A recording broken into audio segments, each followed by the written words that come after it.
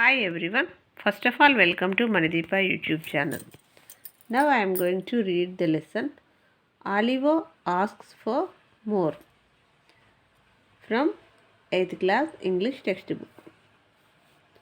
All of you open page number 17. A reading. Oliver asks for more. This is an extract from the novel Oliver Twist, written by the British novelist Charles Dickens, 1812 to 1870. It is the story of an orphan boy named Oliver who is brought to a children's home. Mr. Bumble walked on with long strides. Little Oliver, firmly grasping his gold-laced cuff, trotted beside him. Oliver had not been within the walls of the workhouse a quarter of an hour when Mr. Bumble informed him that the board had said he was to appear before it forthwith. Not having a very clearly defined notion of what a live board was, Oliver, Oliver was rather astonished by this information and was not quite certain whether he ought to laugh or cry. He had no time to think about the matter. Mr. Bumble asked Oliver to follow him into a large whitewashed room where 8 or 10 fat gentlemen were sitting around a table. At the top of the table, seated in an armchair rather higher than the rest, was a particularly fat gentleman with a very round red face. "Bow to the board," said Bumble. Oliver brushed away 2 or 3 tears that were lingering in his eyes, and seeing no board but the table, bowed to that. "What's your name, boy?" said the gentleman in the high chair. Oliver was frightened at the sight of so many gentlemen, which made him tremble. The beadle gave him a tap on his back with his cane, which made him cry. "Boy," said the gentleman in the high chair, "listen to me. You know you are an orphan." "I suppose. What's that, sir?" inquired poor Oliver. "The boy is a fool. I thought he was," said the gentleman in the white waistcoat. Turn the page. "Hush," said the gentleman who had spoken first. "You know, you've got no father or mother, and that you are brought up by the parish, weren't you?" "Yes, sir," replied Oliver, weeping bitterly. "What are you crying for?" inquired the gentleman in the white waistcoat. "I hope you say your prayers every night," said another gentleman in a gruff voice, "and pray for the people who feed you and take care of you like a Christian." "Yes, sir," stammered the boy. "Well, you have come here to be educated and taught a useful trade," said the red-faced gentleman in the high chair.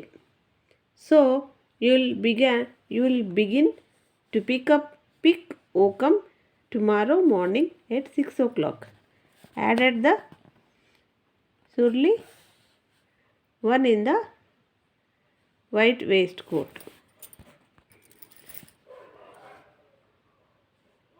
Oliver bowed low, directed by the beadle, and was then hurried away to a large ward where, on a rough, hard bed, he sobbed himself to sleep. Poor Oliver, as he lay sleeping, unconscious of everything around him, the board had taken a decision that would change the course of his life. The members of this board were very wise and philosophical men. As they turned their attention to the workhouse, they discovered that it was the regular place of public entertainment for the poorer classes. It was the place where they had breakfast, dinner, tea, and supper around and free. All the year round and free, where it was all play and no work. This was really a shocking state of affairs. They were of the opinion that the poor should be given only two alternatives, either to starve quickly outside the workhouse or gradually inside the house. With this view, they decided that the inmates of the workhouse would be issued 3 meals of thin gruel a day with an onion twice a week. For the first 6 months after Oliver Twist was moved in, the system was in full operation. As a result, during this period, the number of workhouse inmates got smaller and the inmates themselves shrank in size and became thinner. The room in which the boys were fed was a large stone hall with a big copper bowl at one end, out of which the master, dressed in an apron for the purpose and assisted by one or two women, ladled the gruel at mealtime.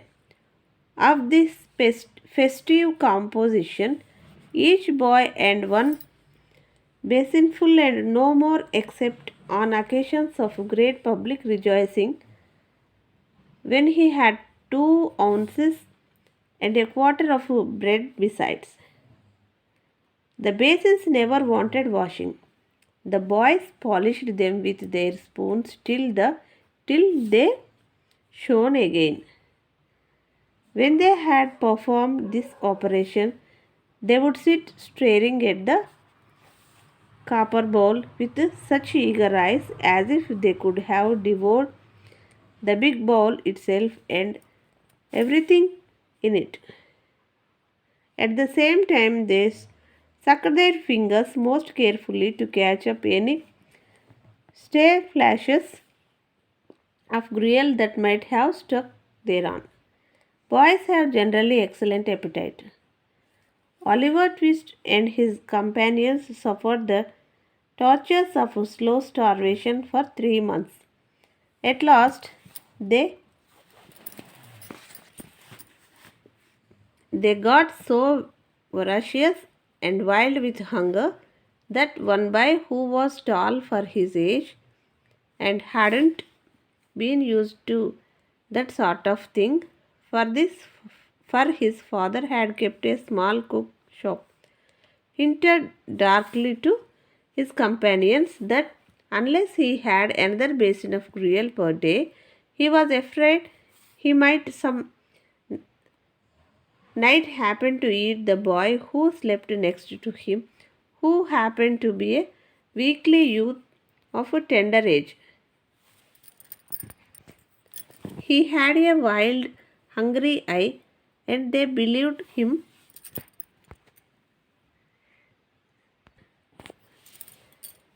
They believed him. A council was held. Lots were cast as to who should walk up to the master after supper that evening and ask for more, and it fell to Oliver Twist. The evening arrived. The boys took their places. The master, in his cook's uniform, stationed himself at the copper. His assistant ranged themselves behind him. The gruel was served out. The gruel disappeared. The boys whispered to each other and winked at Oliver, while his next neighbors nudged him. Child as he was desperate with hunger and reckless with misery. He rose from the table and advancing to the master, basin and spoon in hand, said, somewhat alarmed at his own courage, please, sir, I want some more. The master was a fat, healthy man, but he turned very pale. He gazed in stupefied astonishment on the small rebel for some seconds and then clung for support to the copper.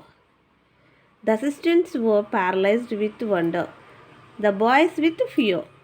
What? Said the master at length in a faint voice. Please, sir, replied Oliver. I want some more. The master aimed a blow at Oliver's head with the ladle and shrieked aloud for the beadle.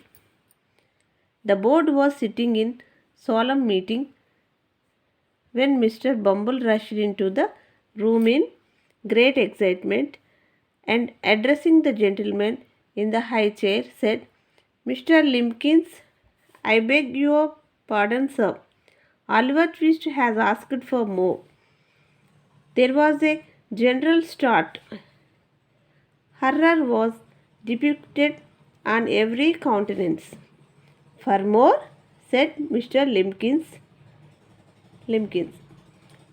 Compose yourself, Bumble, and answer me distinctly. Do I understand that he asked for more after he had eaten the supper allotted by the board? He did, sir, replied Bumble. Turn the page. That boy will be hung, said the gentleman in the white waistcoat. I know that boy will be hung. Nobody contradicted the prophetic gentleman's opinion. An excited discussion took place. Oliver was ordered into instant confinement, and a bill was next morning pasted on the outside of the gate, offering a reward of £5 to anybody who would take Oliver Twist off the hands of the parish. In other words, £5 and Oliver Twist were offered to any man or woman who wanted an apprentice to any trade, business, or calling. Charles Dickens. About the author. Charles Dickens, 1812 to 1870. Charles Dickens is a well-known English novelist. Due to his father's imprisonment, Charles left school and worked in a shoe factory. While he was working as an office boy, he launched his writing career.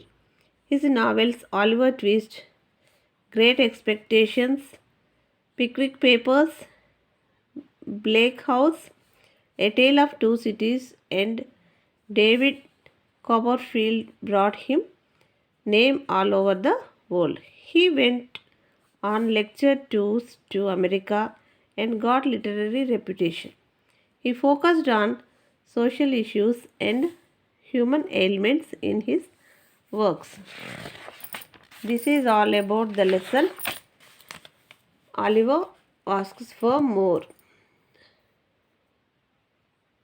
Listen carefully and practice well. Thank you.